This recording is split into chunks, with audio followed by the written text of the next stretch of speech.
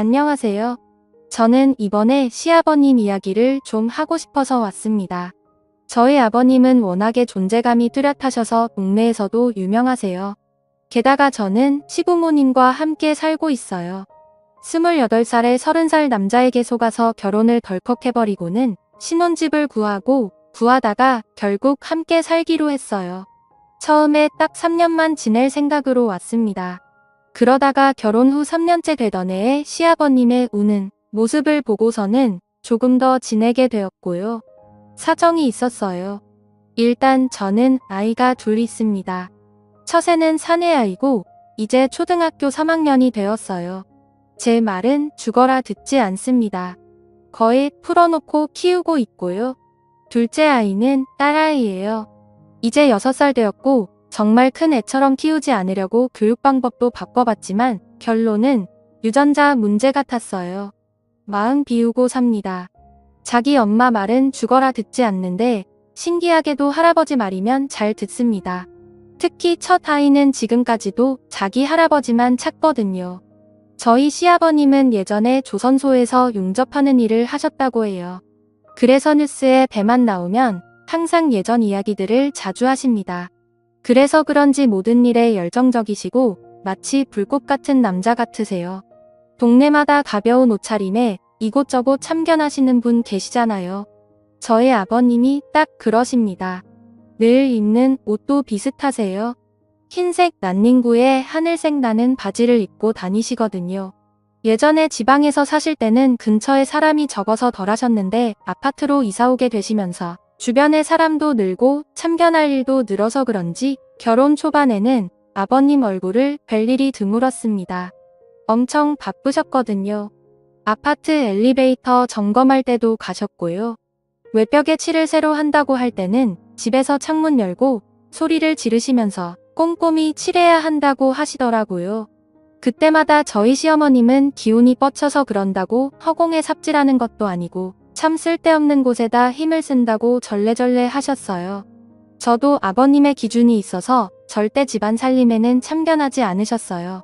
만약에 조금이라도 잔소리를 하면 그날부터 시어머님은 밥을 차리지 않으셨거든요.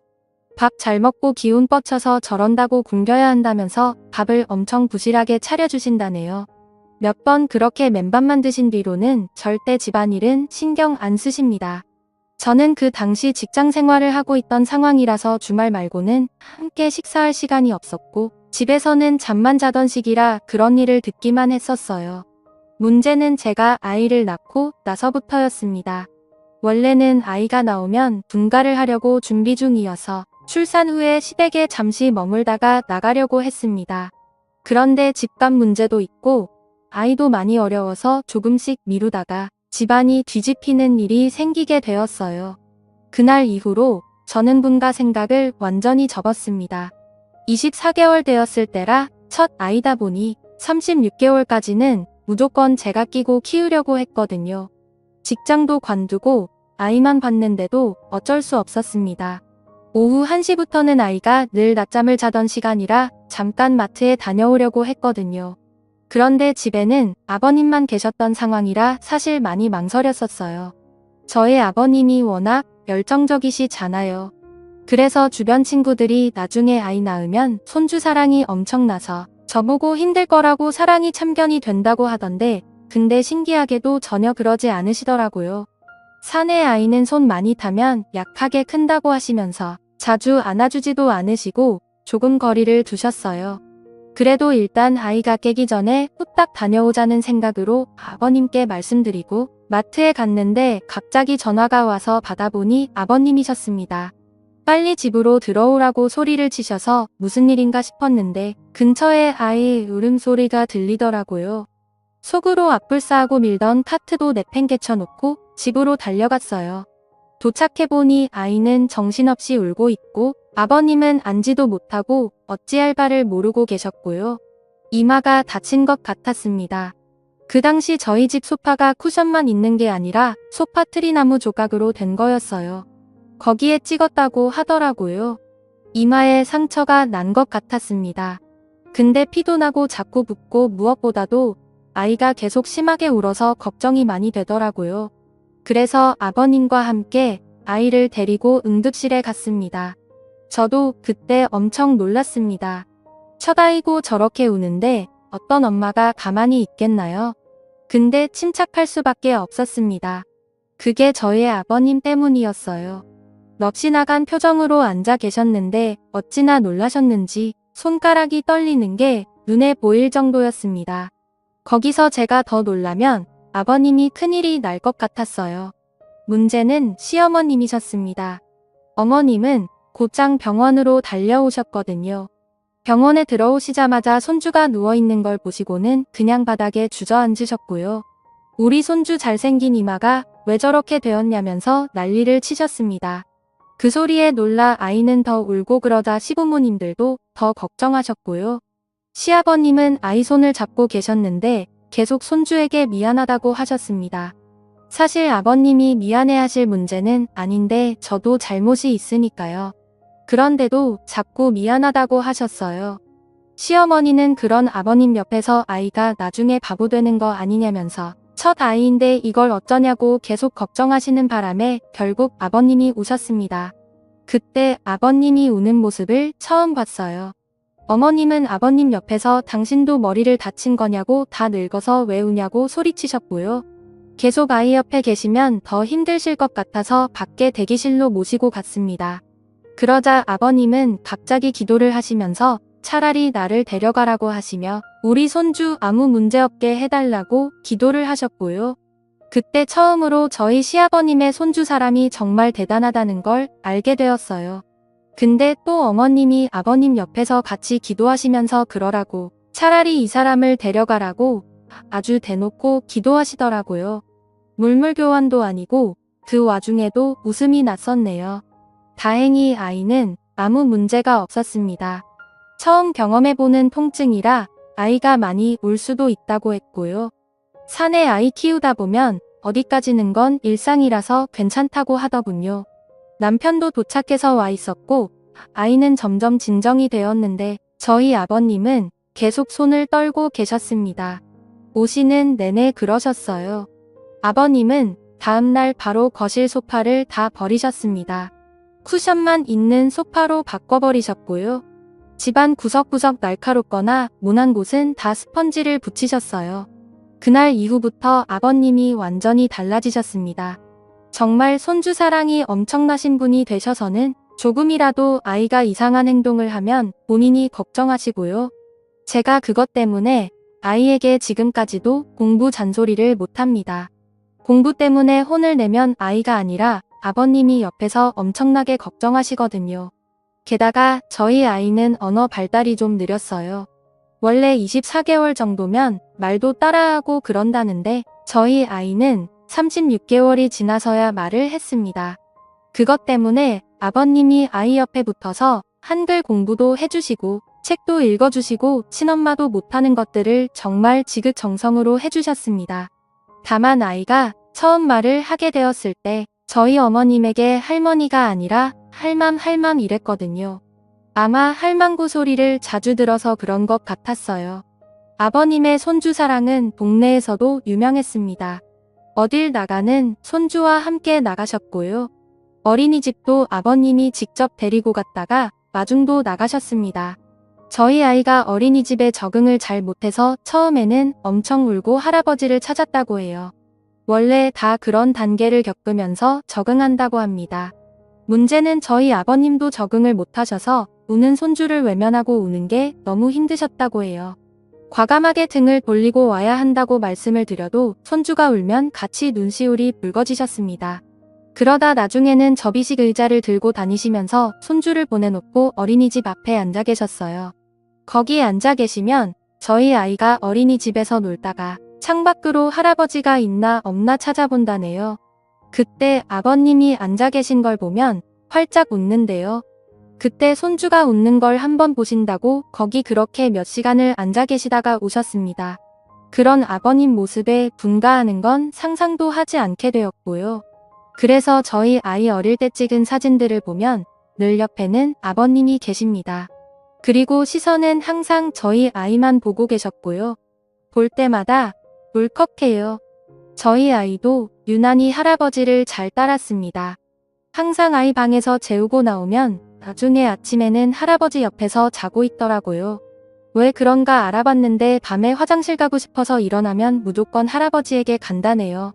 그럼 또 아버님이 일어나셔서 손주 베리고 화장실 가셨다가 다시 재우신다고 하셨어요. 그렇게 저는 둘째도 낳았고 이쁜 딸아이를 낳았어요. 둘째 손주도 이뻐해 주시긴 했지만 그래도 첫째한테 정말 남다른 애정을 쏟아주셨습니다. 첫 아이는 거의 아버님이 키우신 것 같아요. 그러다 저희 아이가 유치원에 다니게 되었을 때 한 번 난리 났었습니다. 그땐 저도 화가 많이 났고요. 유치원에 다니고 나서부터 사실 좀 걱정이 되었습니다. 조부모 손에 자란 아이들이 많이 싸운다고 들었는데 오냐오냐 하며 잘하면 특히 그런다고 했습니다. 저희 아들 경우에는 조부모 손에 큰 게 아니라 그냥 품속에 있다가 유치원에 간 거잖아요. 만약 그 말이 사실이면 얼마나 많이 싸우겠나 싶었습니다.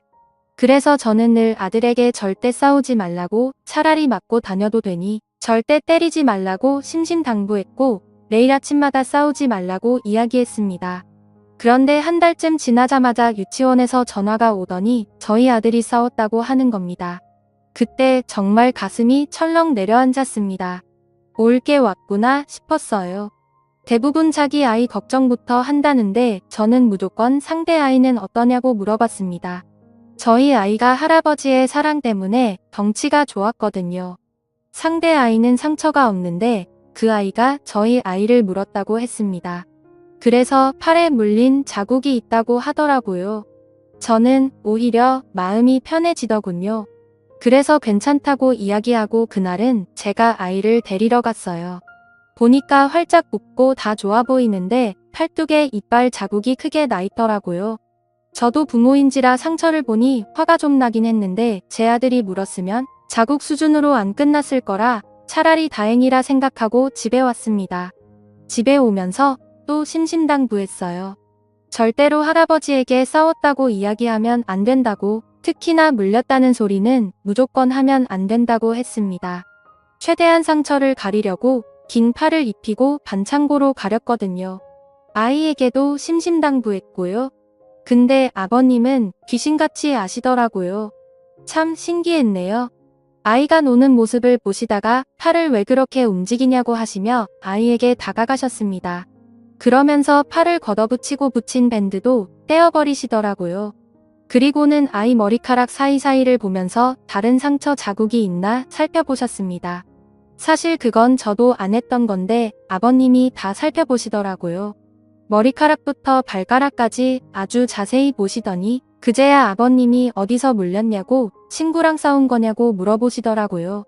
저는 너무 놀랐네요. 아이는 저를 한번 쳐다보다가 할아버지를 보다가 번갈아 가며 쳐다보다가 그냥 방으로 뛰어들어갔고 아버님은 아무렇지도 않게 TV를 보시더라고요. 아버님은 별다른 반응이 없으셔서 오히려 제가 물어봤어요. 크게 물린 것도 아니니 너무 화내지 마시라고 했습니다. 근데 아버님은 괜찮다고 하셨어요. 아이들끼리 싸우건대 어떠냐고, 그리고 원래 지는 쪽이 악에 받쳐서 무는 거고 물린 쪽이 이긴 거라며 웃으시더라고요. 그래서 괜찮다고 하셨습니다. 다음 날은 아버님이 아이를 데리고 유치원에 가셨어요. 그런데 돌아오실 시간인데 늦으시더라고요. 거의 점심시간이 다 돼서 들어오셨어요. 표정이 엄청 어두워 보이셔서 무슨 일이 있었는지 여쭤봤습니다. 어제 그 싸웠다는 애 엄마를 만난다고 하시더라고요. 그래서 늦었다고 하시면서 손주를 유치원에 보내고 혹시나 해서 예전처럼 그 유치원 앞에서 계속 있으셨대요. 아무래도 손주가 물리고 와서 걱정되셨겠죠. 근데 문제는 어떤 엄마가 아이랑 같이 들어오더니 딱 봐도 화가 잔뜩 난 표정이었답니다. 그래서 유치원 가까이 가보니 저희 아이랑 싸웠던 아이의 엄마였던 거예요. 거기서 막 소리를 지르고 난리를 쳐서 아버님이 가서 이야기를 한참 나누셨다고 합니다. 좋게 이야기하고 사과도 하셨다네요. 그래서 사과는 왜 하셨냐고 우리가 사과받아야 정상 아니냐고 여쭤봤는데 약간 미친 여자 같아서 그냥 사과하고 끝났다고 하시더라고요.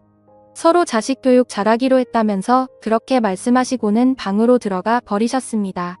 저는 뭔가 계속 찜찜했어요. 그래서 그날 아이 데리러 제가 갔습니다. 유치원에 가서 제가 그랬어요.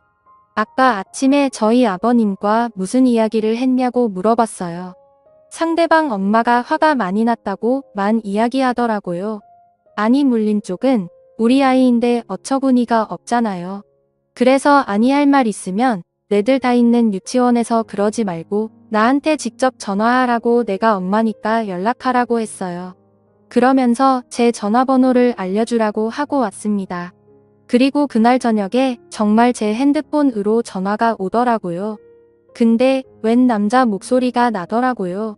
저보고는 그 아이 할아버지라고 하시면서 저에게 대뜸 자식 교육 똑바로 하라고 소리를 치는데 어이가 없었습니다. 그래서 일단 참고 듣다가 애 엄마를 바꿔달라고 했어요. 그 여자가 받자마자 누군 아빠 없냐고 하더니 저에게 막사 붙이더군요. 그래서 혹시 시아버님이 무슨 말 실수를 하셨나 싶어서 그날 아버님이 무슨 이야기를 했냐고 물었어요. 근데 사과만 하셨다네요. 나이 많은 사람이 사과하면 그냥 곱게 넘길 줄 알았냐고 그러더라고요. 그때 뚜껑이 열리더라고요. 물린 건 우리 아이인데 딱 봐도 아버님이 잘 넘기려고 사과하신 건데 그때 내가 있었으면 어림도 없었다고 했습니다. 한번 상처난 곳 사진 찍고 일 키워볼까요? 라고 소리를 질렀습니다.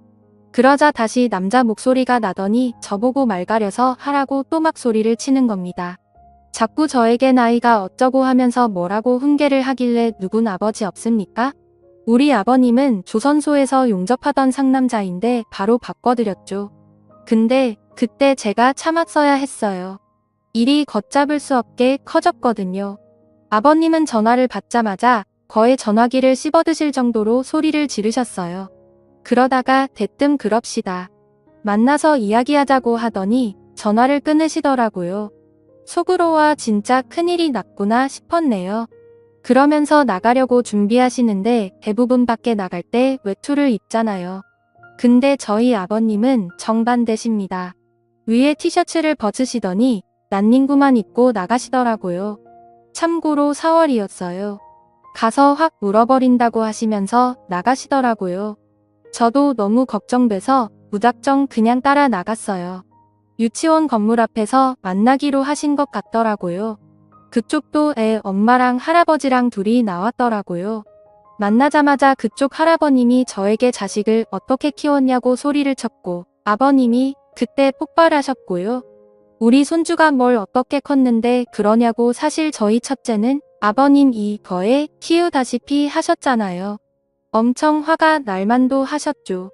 물린 건 우리 손주인데 우리한테 뭐라고 하냐면서 따지자 상대의 엄마가 자기 아이가 겁이 나서 물었다고 제 아들이 덩치가 커서 다른 아이들에게 겁을 준다고 하더라고요. 그날도 제 아들이 싸운 게 아니라 다른 애들 싸움을 말렸다고 해요. 제가 늘 싸우지 말라고 싸움은 안 좋은 거라고 뒤에 못이 박이도록 이야기를 해서 본인만 안 싸우면 될 것을 다른 애들이 싸우는 것도 말리려고 했나 보더라고요. 덩치 좋은 애가 나서서 하지 말라고 하니 제 아이 팔을 물어버린 거고요. 그렇게 어르신 두 분이 서로 소리를 지르고 있는데 갑자기 그쪽 애엄마가 저희 아버님에게 왜 했던 말을 계속 하냐고 물린 이야기를 몇 번째 하냐면서 물린 게 중요한 게 아니라 겁을 느꼈다니까요.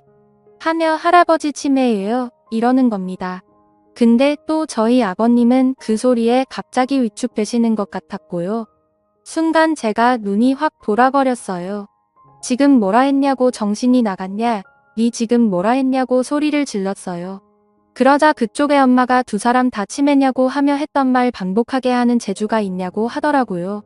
제가 비록 저희 아들에게 싸움은 나쁘다고 했지만 살다 보면 싸워야 할 순간이 있더라고요. 그의 엄마를 확 밀치며 빨리 사과하라고 했어요. 사과 안 하면 가만 안 둔다고 걸어서 집에 못 가게 만든다고 소리를 질려버렸고요. 그 엄마 어깨를 잡고 사과하라고 소리를 쳤는데 제 팔을 물더라고요. 이게 제가 물려보니까 진짜 얇았더라고요. 우리 아들은 어떻게 참았나 몰라요. 곧바로 머리채 잡고 난리가 났습니다. 그러자 양쪽 아버님들은 말리느라 정신이 없었고요. 그러다가 경찰차도 타보게 되었습니다. 잡혀간 건 며느리들인데 경찰서에서는 아버님들끼리 또 난리가 났어요. 나중에 양쪽 남편들이 도착해서 서로 사과하고 잘 마무리돼서 집에 왔습니다.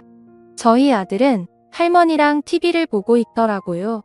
머리가 산발이 돼서 들어온 제 모습을 보고 놀라서 저보고 싸웠냐고, 엄마는 왜 싸웠냐고 묻더군요. 그날부터 교육 방식을 좀 바꾸기로 했습니다. 싸워야 할 땐 싸우라고 했습니다. 대신 물지는 말라고, 그건 짐승들이나 하는 짓이라고 했어요. 그날 이후로 저는 유치원에 잘 안 갔고요. 아버님이 데려다주고 데려오고 해주셨습니다. 솔직히 제가 그의 엄마를 만나면 못 참을 것 같았거든요. 아버님은 그날 저에게 정말 잘했다고, 내가 속이 다 후련하다고 하셨습니다. 근데 그때 정말 엄청나게 화가 많이 났었습니다. 지금 와서 생각해도 신기해요. 그렇게 시부모님과 함께 지낸 지도 10년이 넘었네요. 저의 큰애가 이제 초등학교 3학년이 되었으니까요. 아버님의 손주 사랑은 여전하십니다. 늘 아이가 학교에서 오면 이마에 뽀뽀를 해주세요. 예전부터 지금까지도 다른 곳이 아닌 이마에 하십니다. 그때 생긴 상처가 거기에 있거든요. 그 상처에 뽀뽀를 해주시면서 늘 가슴 아파하십니다. 엄청 작은 상처인데 그게 눈에 밟히셨나봐요. 제 아이도 할아버지에게 오면 이마를 갖다 댑니다. 제가 직접 낳은 자식인데도 가끔은 싫을 때도 있고 미울 때도 있는데 어쩜 저렇게 한결같이 손주를 이뻐해 주시는지 가끔은 제 아들이 부러워 기도해요. 제가 이 글을 쓰게 된 이유가 옷장 정리하다가 생각나섰었거든요. 아버님 옷장을 보니 외투가 많아졌더라고요. 그래서 마음이 좀 무겁네요.